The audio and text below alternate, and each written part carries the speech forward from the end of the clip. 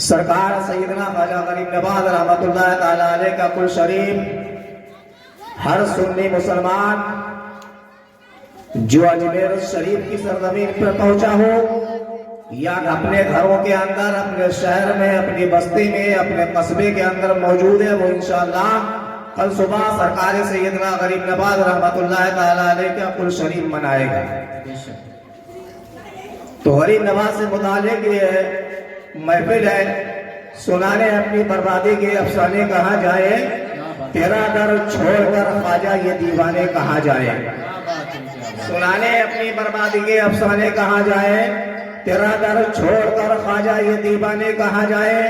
और हमेशा भीख तो हमने इसी चौखट से पाई है, हमेशा भीख तो हमने इसी चौखट से पाई है। हम अपना दामने उम्मीद फैलाने कहाँ जाए, हमेशा भीख तो हमने इसी चौखट से पाई है। हम अपना दामने उम्मीद फैलाने कहाँ जाए, तेरा दर छोड़कर ख्वाजा ये दीवाने कहाँ जाए। हजरात कौन ख्वाजा, वो ख्वाजा मोइनुद्दीन अजमेरी रहमतुल्लाह ताला अलैह जो अपनी माँ के शिकवे पाक में है। मेरा गरीब नवाज कौन से शहर के अंदर पैदा हुआ, वो कौन सा ऐसा कस्बा और देहात था जिस सरजमीन को गरीब नवाज ने अपने कदमों से मुनव्वर फरमाया है। अजीजा ने मिल्लत इस्लामिया मोहसिन के करीब एक कस्बा है, एक गांव है जिसे संजर के नाम से याद किया जाता है। वो संजर की जमीन जहां पर तमाम अल्लाह वाले ही रहा करते थे। मैं यूं कहने पर मजबूर हूँ इसलिए कि संजर की जमीन पर जो भी मुसलमान रहा करते थे, गरीब नवाज की बस्ती में, गरीब नवाज की पैदाइश से पहले तो वो सारे के सारे तहज्जुद गुजार हुआ करते थे। अभी गरीब नवाज पैदा नहीं हुए, अभी बस्ती के अंदर तशरीफ नहीं लाए हैं, माँ के शिकवे पाक में मेरा गरीब नवाज। लेकिन वहां के बस्ती वाले, अरे उन मुसलमानों का आलम क्या होगा। वो उस जमाने के मुसलमान थे जब गरीब नवाज पैदा भी नहीं हुए थे, लेकिन उनकी तहज्जुद की नमाज कभी कज़ा नहीं हुआ करती थी। एक दिन आता है, एक ऐसी भी रात आती है कि तमाम तहज्जुद पढ़ने वाले जब रात को सोने के बाद बेदार होते हैं, देखते हैं कि आसमान पे उजाला फैला हुआ है, हर चार जानिब सफेदी है, उठते हैं और मस्जिद की जानिब जाने का इरादा करते हैं। एक दूसरे से मिलते हैं रास्ते में, कहने लगे यार गजब हो गया, आज हमारी तहज्जुद की नमाज कज़ा हो गई। दूसरा भी कहता है हाँ देख लो कितना उजाला हो चुका है, फजर तुलू हो चुकी है, जो तहज्जुद का वक्त निकल चुका है, हमारी तहज्जुद कज़ा हो चुकी है।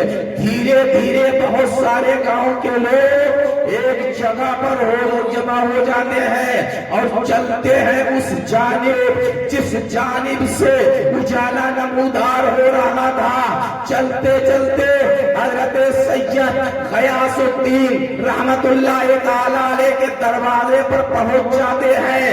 देखते हैं कि गरीब नवाज अभी पैदा नहीं हुए हैं। सैयद गयासुद्दीन रहमतुल्लाह ताला अलैह के घर से उजाला फैल रहा है, नूर की शुआएं हैं जिससे हर चार जानिब उजाला फैला हुआ है।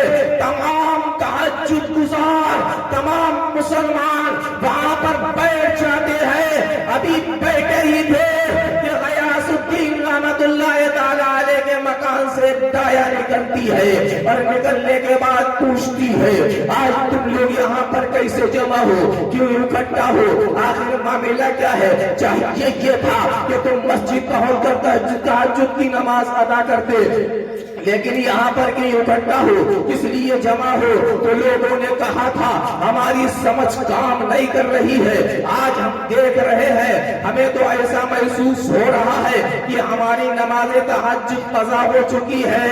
तो उस दाई ने कहा था अरे बताओ के मुसलमानों, तुम्हें मालूम नहीं है ये उजाला है तो किसका है। कहा है माँ जाई बताया जाए कि ये उजाला किसका है और किस वजह से है। तो उस दाया ने जवाब दिया था तुम्हें मालूम नहीं है। क्या सैयद गयासुद्दीन रहमतुल्लाह ताला अलैह के घर के अंदर एक बेटा ऐसा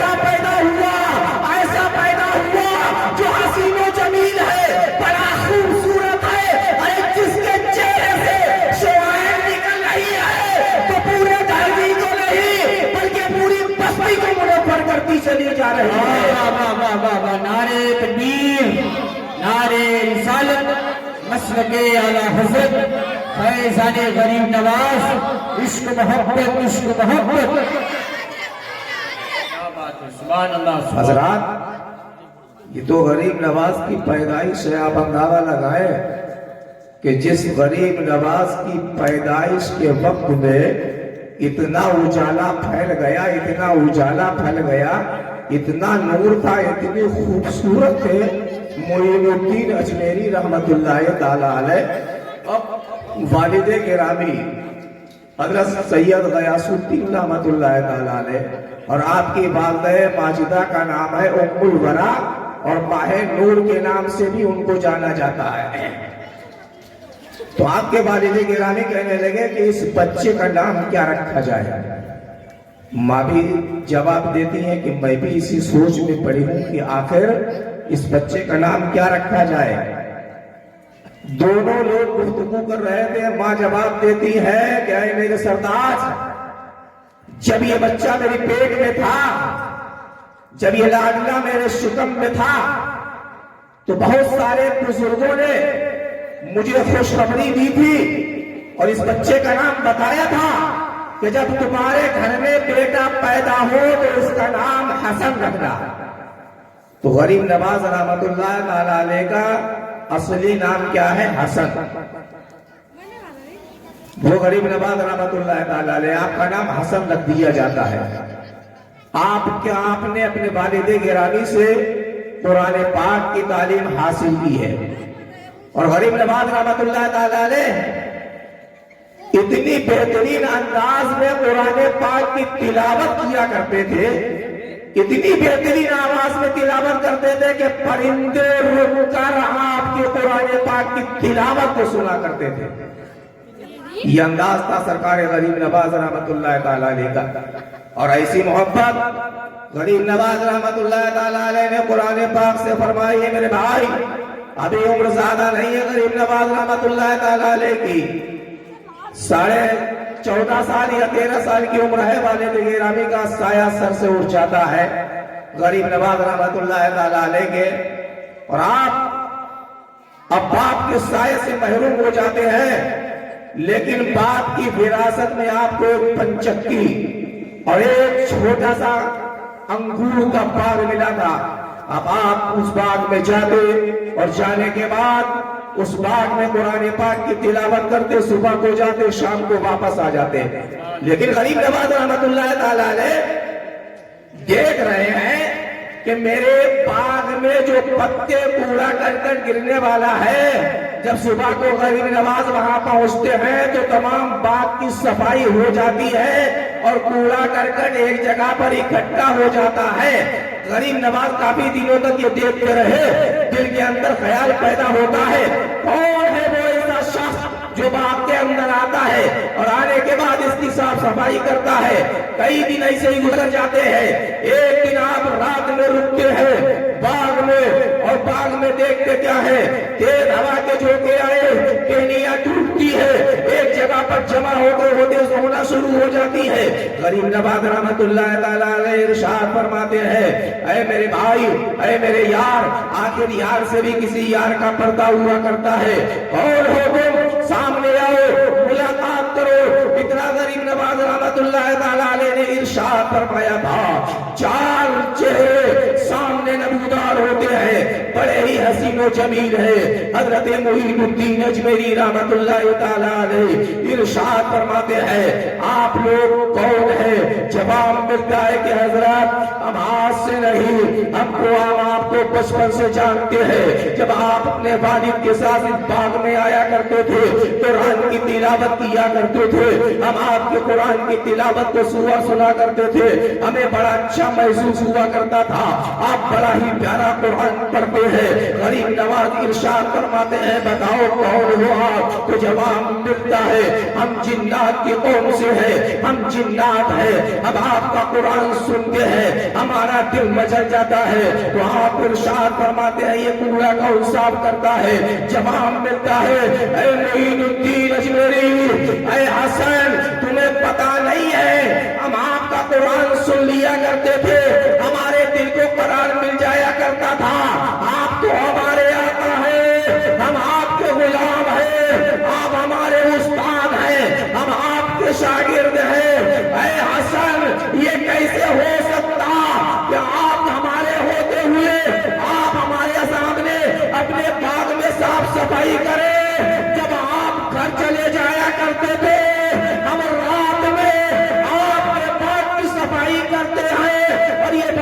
کرتے ہیں کہ انشاءاللہ ہم نے آپ کی غلامی تو اختیار کر لی ہے، اور شاگرد کا یہ فرض بھی بنتا ہے کہ اپنے استاد کے کام و کاج کرتا رہے۔ ہم نے قرآن آپ سے سنا، ہمیں قرآن آتا نہیں تھا، لیکن آپ قرآن کی برابر تلاوت کرتے رہے اور ہم اس قرآن کو یاد کرتے رہے۔ اے معین الدین اجمیری، آپ قرآن پڑھتے رہے، قرآن کا علم ہمیں ملتا رہا، یہاں تک کہ ہم سب حافظ قرآن بن گئے۔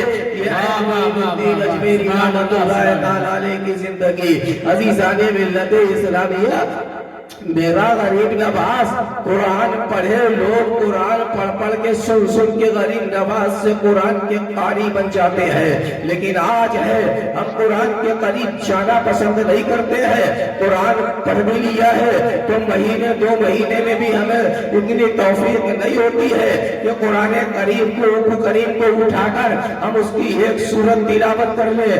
ہاں کبھی ایسا ہوتا ہے کہ رمضان کا مہینہ جب آتا ہے تو اللہ جسے توفیق دیتا ہے وہ تو قرآن کھول کر اس کی تلاوت کر لیا کرتا ہے۔ کتنے ایسے نوجوان ہیں، کتنے ایسے مسلمان ہیں جنہوں نے قرآن پڑھا ہے اور قرآن پڑھنے کے بعد آج اسے کھول کر دے دینے کے لیے تیار نہیں ہے اور اپنے آپ کو غریب نواز کا غلام کہتے ہیں۔ کیسے ہو غریب نواز کے غلام؟ میرا غریب نواز تو چلتا تھا تو قرآن کی تلاوت کیا کرتا تھا، میرا غریب نواز کھانا تھا تو قرآن کی تلاوت کر رہا ہے، کام کر رہا ہے، قرآن کی تلاوت کر رہا ہے۔ محترم حضرات، آج غریب نواز کا دامن پکڑ کر کہنے والوں کہ ہم غریب نواز کے غلام ہیں، ارے ہم تو ایک قدم بھی غریب نواز کے ساتھ نہیں چل سکتے، ہماری یہ حقیقت ہی نہیں ہے۔ غریب نواز رحمت اللہ تعالیٰ علیہ کا بہت بڑا مقام ہے میرے بھائیوں۔ غریب نواز ایسے غریب نواز نہیں بنے ہیں، معین الدین اجمیری ایسے معین الدین اجمیری نہیں بنے ہیں۔ یہ غریب نواز رحمت اللہ تعالیٰ علیہ ہے۔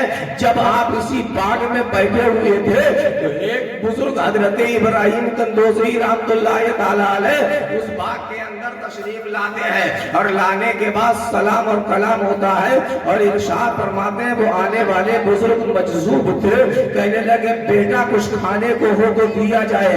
حضرت معین الدین اجمیری رحمت اللہ تعالیٰ علیہ اٹھتے ہیں اور اٹھنے کے بعد باغ کے اندر جاتے ہیں، ایک بہترین انگور کا گچھا لے کر آتے ہیں اور لانے کے بعد ان بزرگ کی بارگاہ میں پیش کر دیتے ہیں۔ میرا غریب نواز ایک ایک انگور دھو دھو کر حضرت ابراہیم قندوزی رحمت اللہ تعالیٰ علیہ کی بارگاہ میں پیش کر رہا ہے۔ بزرگ مستی میں انگور کو کھاتے چلے جا رہے ہیں۔ پھر اسی اثنا میں ان بزرگ نے پوچھا، اے بیٹا تمہارا نام کیا ہے؟ آپ جواب دیتے ہیں میرا نام حسن ہے۔ کیا کس سلسلے سے تعلق رکھتے ہو؟ ہمارا سلسلہ امام حسن اور امام حسین سے جا کر ملتا ہے، ہم سادات کرام سے ہے۔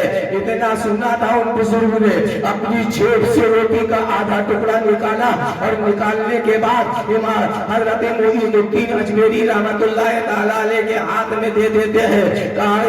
آپ پوچھتے ہیں یہ معاملہ کیا ہے، یہ روٹی کیسی ہے؟ تو کہا 26 سال ہو چکے ہیں میرے پیر و مرشد نے مجھے ایک روٹی دی تھی اور کہا تھا کہ آدھی روٹی تمہیں کھانا ہے اور آدھی روٹی حسن کو دینا ہے۔ 26 سال سے اس آدھی روٹی کو بچا کر تمہاری تلاش میں بیٹا نکلا ہو، میرا سفر مکمل ہو چکا ہے، یہ آدھی روٹی تمہیں کھانا ہے۔ غریب نواز کہتے ہیں کہ ابھی گاؤں کے بعد میں کھاؤ، کہا بیٹا ابھی کھا لو۔ ایک لقمہ وہ روٹی جو 26 سال پہلے حضرت ابراہیم قندوزی رحمت اللہ تعالیٰ علیہ کے پیر و مرشد نے دی تھی، نہ سڑی ہے نہ گلی ہے نہ اس میں بدبو آئی ہے۔ معین الدین نے روٹی کا ایک لقمہ لیا تھا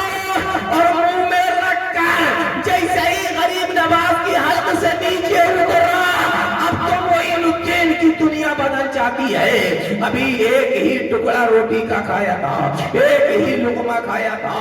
اب غریب نواز رحمت اللہ تعالیٰ علیہ فیصلہ کر لیتے ہیں یہ دنیا کسی کام کی نہیں ہے، یہ باغ و باغیچہ کچھ بھی نہیں ہے، اب تو کسی مرشد کی تلاش میں نکلا جائے، علم دین حاصل کرنے کے لیے نکلا جائے۔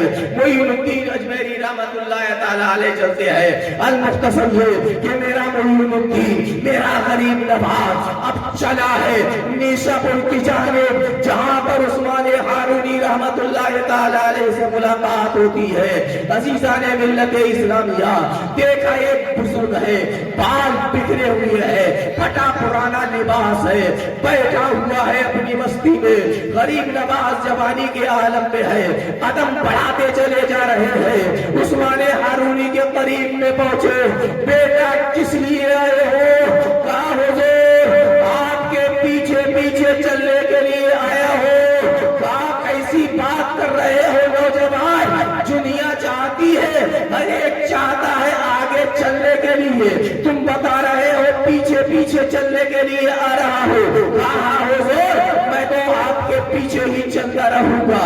کہا بیٹا بیٹھ جاؤ، کیا نام ہے تمہارا؟ بتایا معین نام ہے۔ کس مقصد سے آئے ہو؟ حضرت جس مقصد سے آیا تھا وہ میرا مقصد پورا ہو چکا ہے، آپ مجھے مل چکے ہیں۔ حضرت کہتے ہیں کہ بیٹا معین اچھی طریقے سے وضو بناؤ۔